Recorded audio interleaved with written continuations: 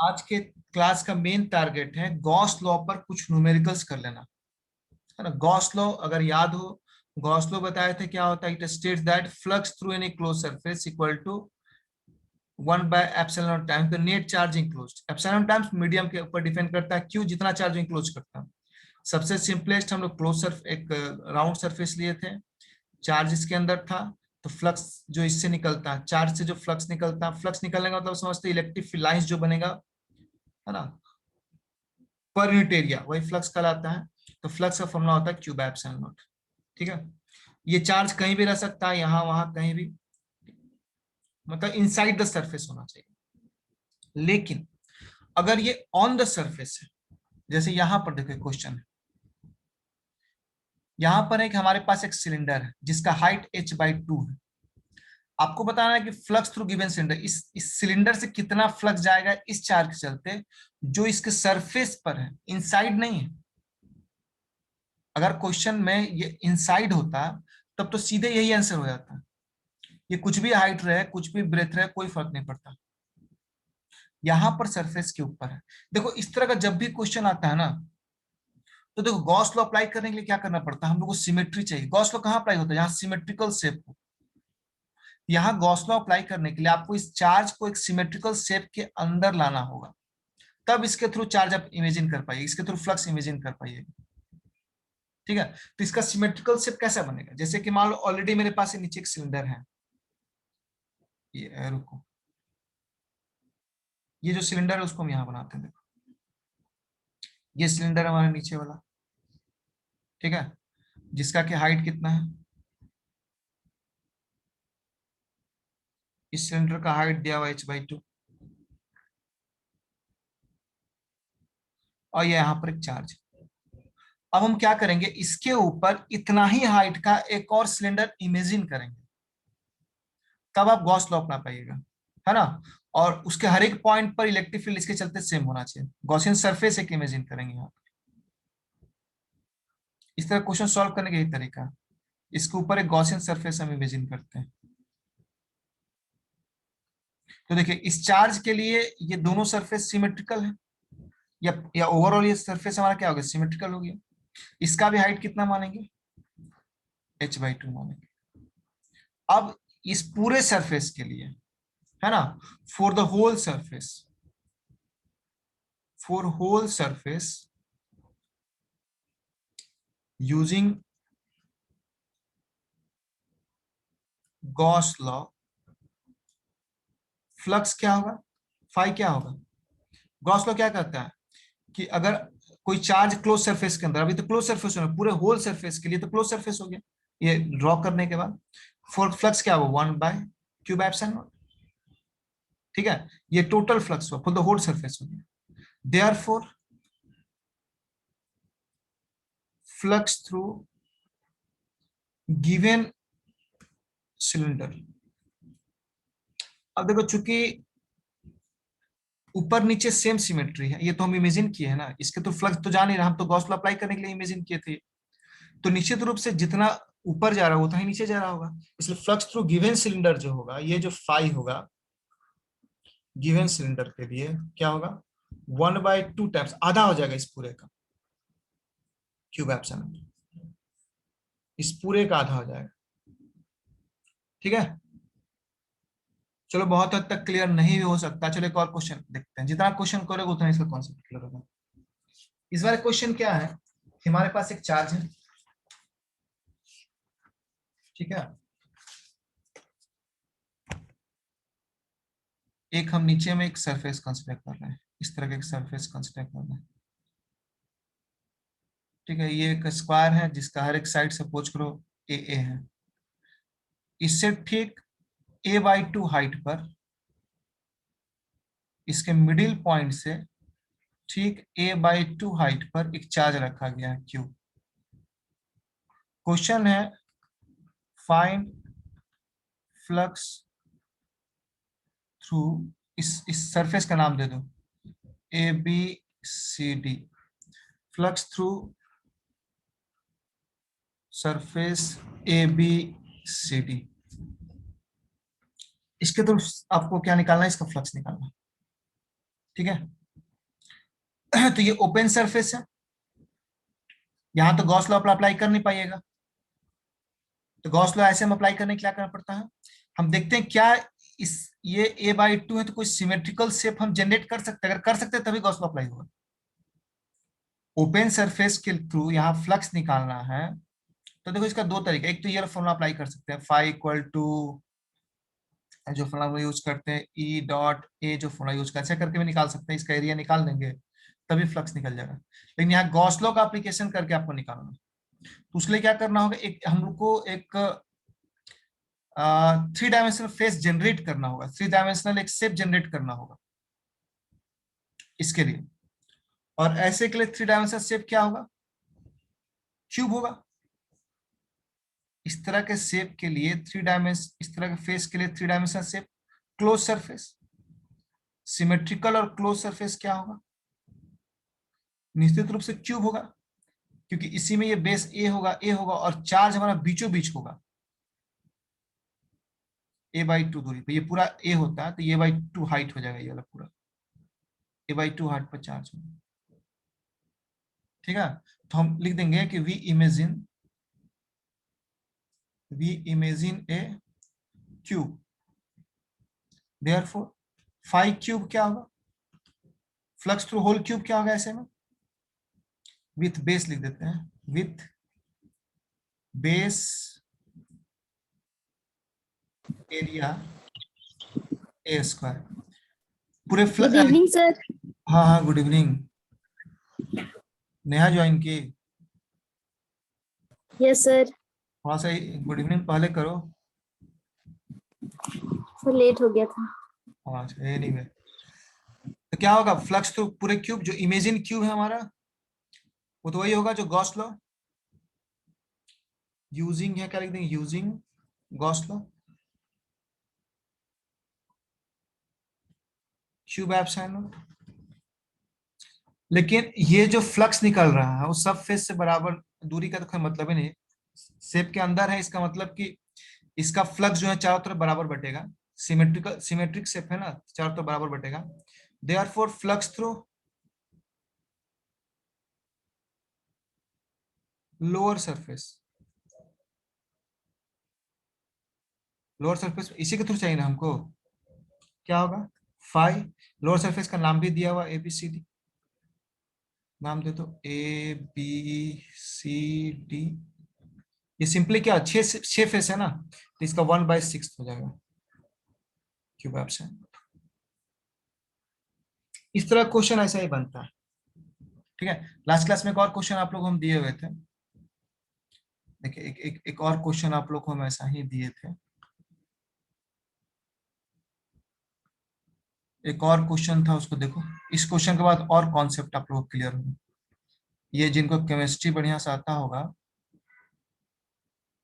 वो लोग समझ पाएंगे और बेहतर।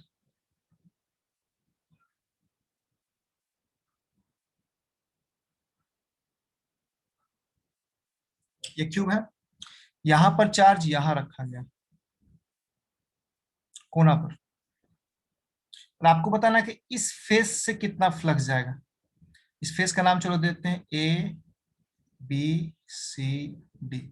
क्वेश्चन है find flux through face ABCD, है ना, यूजिंग गॉस लॉ। यहाँ पर एक चीज छुपा हुआ है, यूजिंग गॉस लॉ, आपको गॉस लॉ ही यूज करना है। बताइए, ये तो बहुत ही, एक तो सरफेस से बाहर अगर यही चीज सिर्फ यहाँ रहता तब तो टोटल क्यूब के थ्रू हो जाता है क्यूब बाय एप्सिलॉन नॉट, और हर एक फेस के थ्रू हो जाए इसका 1/6। 6 फेस है ना, तो 6 फेस इसको बांट लेता है इस फ्लक्स को। तो अब यहाँ पर क्या है, अच्छा उसमें चार्ज, हाँ यहाँ पर क्या है, चार्ज यहाँ पर है, तो पहली बात तो ये इसके आसपास कोई सिमेट्रिकल शेप नहीं है, यहाँ से जो फ्लक्स निकलेगा, है ना, अगर कोई सिमेट्रिक, जैसे कि वहां पर क्या था, सिलेंडर था, ऊपर हमने एक सिलेंडर कंसिडर कर लिया था, यहाँ पर चार्ज था, तो हम समझ गए भाई ऊपर नीचे सिमेट्री है, तो जितना फ्लक्स ऊपर जाएगा उतना नीचे जाएगा, तो टोटल फ्लक्स मान लो 10 बना रहा है, तो 5 ऊपर 5 नीचे। इसके अराउंड पहले हमको एक सिमेट्री कंसीडर करना होगा, इसके अराउंड एक सिमेट्रिकल शेप हमको कंसीडर करना होगा। सिमेट्रिकल शेप कैसे कंसीडर करेंगे, देखिए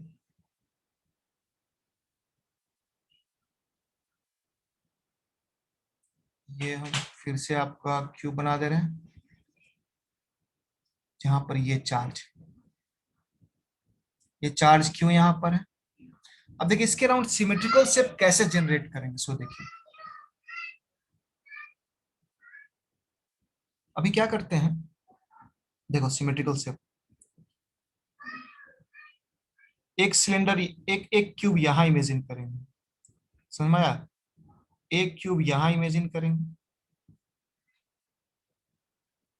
एक क्यूब इसके पीछे इमेजिन करेंगे। देखो टोटल कितना क्यूब हम लोग इमेजिन कर सकते हैं, जैसे एक क्यूब यहाँ इमेजिन किया ना, इसके बगल में एक क्यूब इसके ऊपर, इस पूरे चार्ज को चारों तरफ से सिमेट्रिकल शेप से ढक देना, तब फ्लक्स निकलेगा। तो कितना क्यूब बन सकते हो बता सकते हो, एक क्यूब यहाँ बना इसके बगल में, एक क्यूब यहाँ ऊपर बनेगा,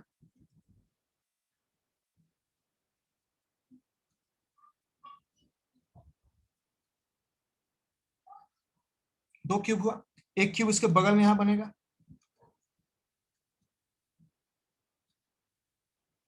ठीक है, 3 क्यूब हुआ। 6 बनेगा सर। आए सबका सब क्यूब्स बना रहे 6 हैं, क्यूब। 6 क्यूब, 6 बनेगा। देखिए कैसे कैसे बनेगा, एक तो ये हो गया नंबर 1, एक इसके ऊपर नंबर 2, ये हो जाएगा नंबर 3। अब इसके बैक में जैसे इसके पीछे भी क्यूब बनेगा, सर इसका 6 फेस होता है तो इससे भी हाँ देखते 6 बनेगा, 1 2 3 4 5, नीचे में 4 हो जाएगा, ऊपर में 4 है ना, एक्चुअली नीचे 4 और ऊपर 4 बनेगा। देखो एक क्यूब, एक ये वाला क्यूब जो जनरेट करेगा ये वाला है, जिसमें कि रखा गया, ठीक है, एक क्यूब ये हो गया, एक क्यूब इसके पीछे रखना होगा, इसको पूरा कवर करना ना, एक क्यूब इसके पीछे जनरेट करेगा, ठीक है, एक क्यूब इस पीछे वाले के ऊपर जनरेट करेगा, चार्ज यहाँ पर है ना, एक ऊपर ऐसे जनरेट करेंगे, एक क्यूब यहाँ इस तरह से एक क्यूब और जनरेट करेंगे यहाँ, ठीक है। तो फिर क्या होगा, फिर इसके बगल में एक क्यूब जनरेट होगा ऐसे। सब आप लोग केमिस्ट्री में हो सकता है कहीं इमेजिन करने की चीज है। कितना हो जाएगा, 1 2 3 4 क्यूब तो हो गया, 4 हुआ ना। अब इधर एक और क्यूब जनरेट करेगा, इसके पैरेलल में यहाँ एक क्यूब और जनरेट करेगा, देखो इस तरह से जो इसके ऊपर आएगा, 5 हो गया है ना। अब इसके ऊपर एक और आएगा, इसके ऊपर एक और आएगा, 6 हो गया, और इधर 2 ठो और आएगा, ये 7, एक 7 क्यूब यहाँ आएगा, और इसके ऊपर एक और डेवलप करेगा। देखो बहुत अच्छा डायग्राम नहीं बन रहा, लेकिन आप लोग इमेजिन कर सकते हैं कैसे कैसे क्यूब है। कुल मिला के 8 क्यूब होगा, कहने का मतलब कि इसका जो फ्लक्स है 8 क्यूब बनाकर हमको बांटना पड़ेगा, है ना, एक इसके पीछे, एक उसके ऊपर, इसके ऊपर, इसके बगल में, कुल मिला के 8 क्यूब, इसको लेके 8 क्यूब। तो कुल मिला के जब 8 क्यूब इमेजिन करेंगे, है ना, या लिखेंगे वी इमेजिन 7 क्यूब्स, 7 क्यूब्स, इसको लेके 8 क्यूब हो जाएगा टोटल, 7 क्यूब, 7 मोर क्यूब्स लिखते हैं, 7 मोर क्यूब्स टू अप्लाई, किस लिए, टू अप्लाई गॉस लॉ, किसके लिए, हम लोग गॉस लॉ अप्लाई कर सकते। अब इसके बाद आप गॉस लॉ जैसे ही अप्लाई करिए,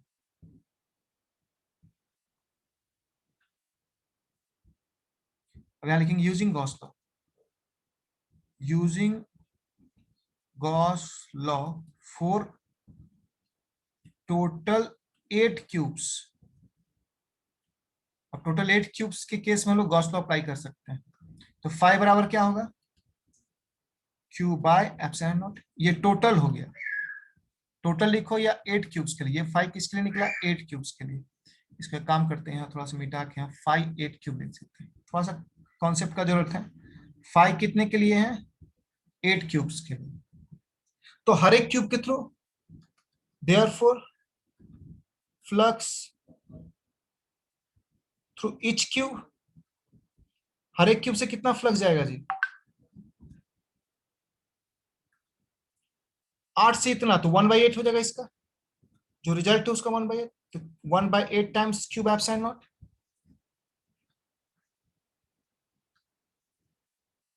नहीं समझे, 8 क्यूब से इतना है तो हर एक क्यूब से कितना जाएगा, 1/8।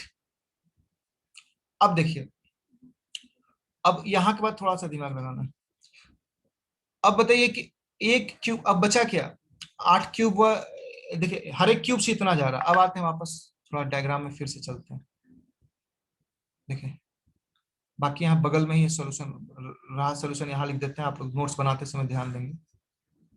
देखिए अब चार्ज यहाँ पर आ गया, इस पूरे क्यूब के थ्रू कितना जा रहा है ना, 5 थ्रू ईच क्यूब हम निकाल चुके हैं, जो कि है 1/8 टाइम्स क्यूब एप्सिलॉन नॉट।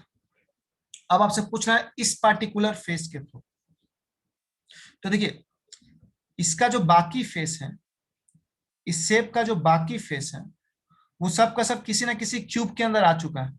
जैसे ये वाला जो फेस था ऊपर वाला, वो ऊपर के क्यूब में आ चुका है, ये जो फेस है वो इधर वाले क्यूब में आ चुका है, पीछे का फेस जो है पीछे वाले क्यूब में आ चुका है। तो बचा कितना फेस, ये 1/8 क्यूब बाय एप्सिलॉन नॉट जो है, इस फ्लक्स को निकलने का जगह तो मिलेगा नहीं, क्योंकि इधर देखो ऑलरेडी, इसमें अगर देखो ध्यान से, ऑलरेडी इसका सारा रास्ता बंद है। इधर एक क्यूब है, पीछे एक क्यूब है, ऊपर एक क्यूब है, इधर एक क्यूब है, तो इसका 3 फेस ऑलरेडी ब्लॉक है, ये फेस और एक पीछे वाला फेस, ऊपर का फेस, ये फेस और पीछे वाला फेस। बचा 3 फेस, कौन सा, फर्स्ट है ना, ये फेस, ये नीचे वाला फेस और सामने वाला फेस बचा। इसलिए फ्लक्स जो होगा तीन ही फेस में बटेगा, ये फ्लक्स 3 फेस में बटेगा। देयरफॉर फ्लक्स थ्रू एबीसीडी की अगर बात करें तो ये वो 3 ही फेस में आता है, इसलिए 1/3 टाइम्स हो जाएगा किसका, 1/8 क्यूब बाय एप्सिलॉन। तो रिजल्ट क्या आ जाएगा, 1/24 क्यूब बाय एप्सिलॉन, ये आंसर हो जाएगा। लास्ट वाला थोड़ा समझने में दिक्कत हो सकता है। लास्ट में आपको ये कहना चाह रहे हैं कि चूंकि अगर आप जो क्यूब जनरेट कर रहे हैं, बहुत बढ़िया क्यूब नहीं बन पाया, आप लोग इमेजिन कर सकते हैं, नहीं तो नहीं हो तो हम डायग्राम, ये चीज इमेजिन कर पा रहे हैं हम जो बताए थे यहाँ, कि पूरा डायग्राम बनाना पड़ेगा फ्रेश, बोलिए। ये आप लोग इमेजिन कर पा रहे हैं कितना क्यूब हम यहाँ बताया था, 8 क्यूब कैसे हुआ था, अरे हाँ ना, कुछ तो बोलो, क्या जी रितेश। यस सर, समझ गए। चलो, तो फेस थ्रू एबीसीडी क्या आ गया, फ्लक्स थ्रू एबीसीडी क्या आ गया, 1/24 टाइम्स क्यूब एप्सिलॉन नॉट। ठीक है, तो दोबारा वीडियो में देख सकते हैं, उसके बाद भी प्रॉब्लम रहे तो फिर हमसे पूछिएगा। अब देखिए ये एक बहुत इंटरेस्टिंग क्वेश्चन, ये क्वेश्चन कर लेंगे तो गॉस लॉ के थ्रू जितना भी तरह का क्वेश्चन आ सकता है, स्टैंडर्ड से स्टैंडर्ड क्वेश्चन आपके लिए सॉल्व हो जाए। इस पे ध्यान दीजिए, यहाँ पर क्या है, हमारे पास एक सिलेंडर है, इसके मिडिल में यहाँ एकदम बीचों बीच यहाँ एक चार्ज रखा गया क्यूब, मतलब 2r अगर लेंथ है तो r लेंथ पर एक चार्ज रखा गया क्यूब। आपको फ्लक्स बताना है इस कर्व सरफेस से। सिलेंडर में जानते ही हैं, अगर हम एक सिलेंडर बनाए, और यहाँ हम अगर सिलेंडर इमेजिन करें, तो एक सरफेस नीचे होता है, एक सरफेस ऊपर होता है, एक सरफेस, दो सरफेस, और ये जो सरफेस है पूरा ऐसे राउंड राउंड राउंड जो बनता है, ये इसको कर्व सरफेस बोलते हैं। सबका एरिया आप लोगों को सब कुछ हम समझाए हुए थे। इसी के बीचों बीच यहाँ चार्ज, आपसे पूछ रहा है कर्व सरफेस से कितना चार्ज जाएगा, फ्लक्स जाएगा। तो देखिए फ्लक्स तो चारों तरफ जाएगा, कुछ फ्लक्स इस एरिया से जाएगा, कुछ फ्लक्स इस एरिया जाएगा, और कुछ फ्लक्स इस एरिया जाएगा। तो इधर जाने वाले फ्लक्स को, इधर वाले जाने वाले फ्लक्स को अगर टोटल फ्लक्स में से घटा दे, टोटल फ्लक्स कितना होगा, टोटल फ्लक्स तो गॉस लॉ से क्यूब एप्सिलॉन नॉट होगा, तो उसमें से ऊपर कितना फ्लक्स गया और नीचे कितना फ्लक्स गया घटा दे, तो बचा हुआ कर्व सरफेस में आ जाएगा। तो वैसा ही कुछ करने जा रहे हैं। उसके लिए आप लोग को एक फॉर्मूला हम बता रहे हैं, जो डायरेक्ट आप लोग याद रखिएगा, कि यदि आपके पास कोई कोण है, ये फॉर्मूला देखो साइड में बता दे रहे हैं, इसका प्रूफ आप लोग को हम भेज देंगे, अगर जरूरत होगा तो बोलेगा समझा देंगे, फिलहाल डायरेक्ट याद रखने में भलाई है।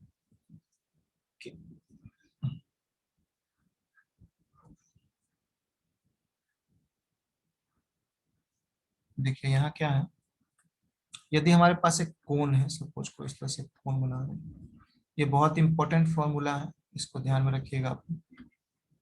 इस पर डायरेक्ट न्यूमेरिकल बनाने को आता है। ये कोन है हमारे पास, कोन को चलो बीचों बीच क्या करते हैं, एक डॉटेड लाइन से जोड़ देते हैं कोन के बीच को, ठीक है। सपोज करो ये एंगल कितना बना रहा है, यहाँ थीटा एंगल बना रहा है, यहाँ मान लो थीटा एंगल बन रहा है, और यहां पर एक चार्ज रखा गया है।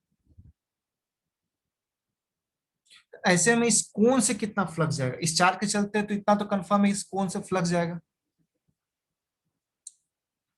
इतना देर में तो हम एक चीज सीखे हैं कि कोई भी सरफेस, कोई कोई चार्ज अगर सरफेस को टच कर रहा है तो उसके थ्रू फ्लक्स जाता है, लेकिन फ्लक्स निकालने के लिए आपको पूरा एक सिमेट्री कंसीडर करना है। एक्चुअली ये एक सर्फ एक्चुअली गोले का एक पार्ट है ये, तो जब प्रूफ करते हैं हम लोग तो उसमें समझाते हैं। लेकिन फिलहाल जान लीजिए कि अगर ये कोन टाइप का शेप है और थीटा एंगल पर, जिसका थीटा एंगल आपका ये आपका जो है semi major angle, semi semi angle जिसको बोलते हैं हम लोग, सेमी वर्टेक्स एंगल इसको बोलते हैं। तो ऐसे में जो फ्लक्स जाता है उसका फॉर्मूला होता है phi through cone at theta angle, है ना। एट थीटा क्या है, वर्टिकल एंगल, ठीक है। सेमी सेमी वर्टिकल एंगल को बोलते हैं। इसका फॉर्मूला होता है Q by 2ε0 1 minus cos theta, यही फॉर्मूला होता है इसका। बहुत इंपॉर्टेंट फॉर्मूला, इस पर डायरेक्ट न्यूमेरिकल्स बनता है। इसका प्रूफ आपको हम एक अलग से वीडियो बना के डाल देंगे, है ना। फिलहाल आप लोग को नोट्स आज भेज देंगे हम, अगर समझ पाए तो ठीक, नहीं तो उसको हम अलग से प्रूफ बताएंगे। थीटा हो गया एंगल, बाकी Q बाय 2ε0 इसका प्रूफ है बजाते हैं। यहाँ पर ध्यान दीजिए, यहाँ पर भी एंगल हम लोग कोन टाइप का डेवलप कर सकते हैं। देखिए ये ऊपर कोन डेवलप कर रहा, जिसमें कि ये हमारा क्या होगा, एक लाइन खींच के हम चाहें तो सेमी वर्टिकल एंगल को हम निकाल सकते हैं। यहाँ सेमी वर्टिकल एंगल कितना होगा, ये नीचे तो 45 होगा,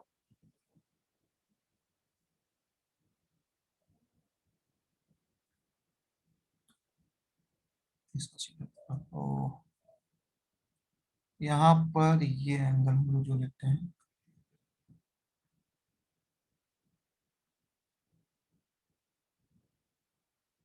यहाँ पर ये जो एंगल होता है वो 45 होता है।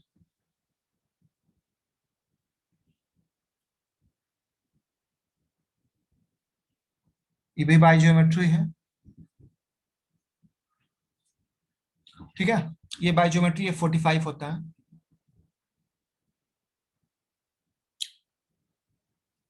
अब क्या है, यही कंडीशन आ गया, तो हम ये जो फ्लक्स निकालेंगे कोन, तो ये एक्चुअली इसके थ्रू फ्लक्स निकल जाएगा। कोन मतलब इस शेप से कितना फ्लक्स निकल रहा है, फ्लक्स थ्रू कोन मतलब क्या, ये वाला इससे फ्लक्स निकल रहा है, तो यहाँ इसके थ्रू फ्लक्स निकल जाएगा। जो फ्लक्स ऊपर जाएगा वही फ्लक्स नीचे भी आएगा, उसका 2 टाइम्स कर देंगे तो, और उसमें से टोटल फ्लक्स को घटा देंगे, है ना। तो यहाँ पे लिखेंगे हम लोग, यहाँ पे इस बात को लिख देंगे, फ्लक्स थ्रू अपर कोन, अपर साइड के कोन के थ्रू फ्लक्स क्या होगा, इसको कोन 1 कर दो, इसको कोन 1 कर दो, इसको कोन 2 कर दो, नीचे भी एक कोन बना देते हैं, 2 कोन बनेगा, नीचे भी कोन बनेगा, तो इस तरह से फ्लक्स टू ऊपर कोन या कोन 1 कर देते हैं, क्या होगा, फॉर्मूला हो जाएगा Q by 2ε0 1 minus cos theta की जगह कॉस 45, तो बचेगा Q बाय 2ε0 1 माइनस 1/√2। ये निकल गया फ्लक्स थ्रू अपर कोन। फ्लक्स थ्रू लोअर कोन भी इतना ही निकलेगा, है ना। ये अगर ऐसे ही निकलेगा, सिमिलरली फ्लक्स थ्रू नीचे वाला कोन भी वही निकलेगा, सेम चीज निकलेगा, Q by 2ε0 1 minus 1/√2। Therefore flux through whole cone,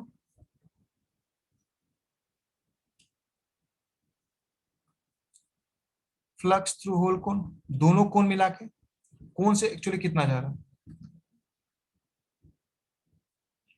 flux through whole कोन कितना होगा, दोनों का जोड़ 5 कोन 1 प्लस 5 कौन 2, दोनों को जोड़ देंगे तो निश्चित 2q by 2 epsilon naught 1 minus 1 by √2, ये मिला जुला कितना आ जाएगा q by epsilon naught 1 minus 1 by √2। ठीक है, इसको कर देते हैं इक्वेशन नंबर 3। लेकिन पूरे सरफेस से also from Gauss law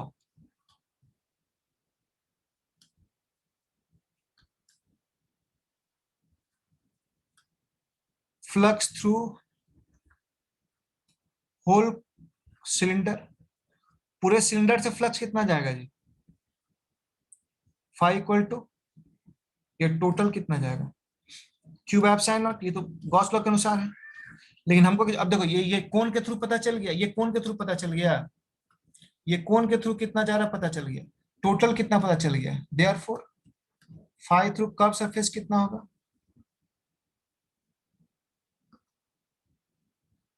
phi through curve surface, phi total minus phi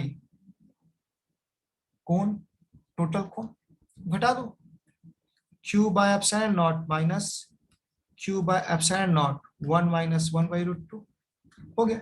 इसी को एक स्टेप सॉल्व कर दो, आंसर आ गया। सबसे q by epsilon not common ले लो, बचेगा 1 माइनस 1 प्लस 1 बाई √2, कैंसिल, बचा कितना q बाय √2 एप्सिलॉन नॉट, ये आ गया फाई थ्रू कर्व सरफेस जो चाहिए था।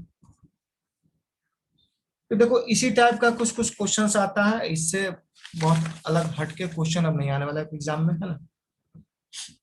काफी हाई लेवल का क्वेश्चन आपको बता दिए, ये आप कॉम्पिटिटिव एग्जाम्स में भी कर सकते हैं अभी। सर हाँ बोलिए। सर थोड़ा फिगर को दिखाइए तो एक बार। हाँ, आ जाओ फिगर में, हाँ बोलो।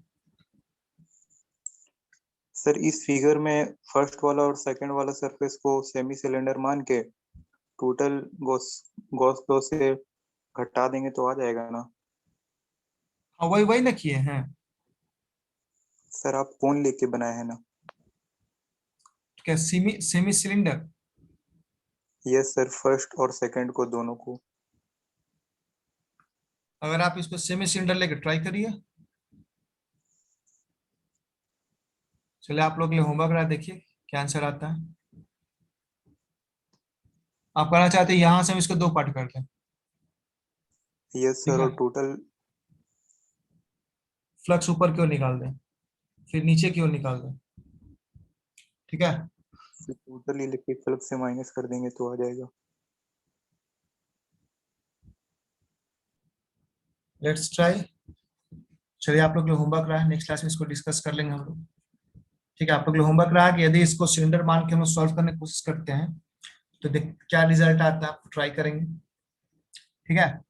ऐसे एक थोड़ा कॉम्प्लिकेशन आएगा, क्योंकि यहाँ पर क्या है ना, ये 2 बार काउंट हो जाएगा ये सरफेस, यानी मैं पहले ट्राई करो, देखो उसका नेक्स्ट क्लास में देखा जाएगा। ऐसे ये इसका प्रॉपर सोल्यूशन है, ठीक है। अब हम लोग का देखो नेक्स्ट क्लास के लिए टारगेट रह गया गॉस लॉ का एप्लीकेशन। गॉस लॉ का एप्लीकेशन करने का मतलब कि हम लोग लाइन चार्ज, मतलब हम लोग का क्या क्या टारगेट रह जाएगा नेक्स्ट क्लास के लिए। नेक्स्ट क्लास में सबसे पहले तो हम लोग पढ़ेंगे सरफेस चार्ज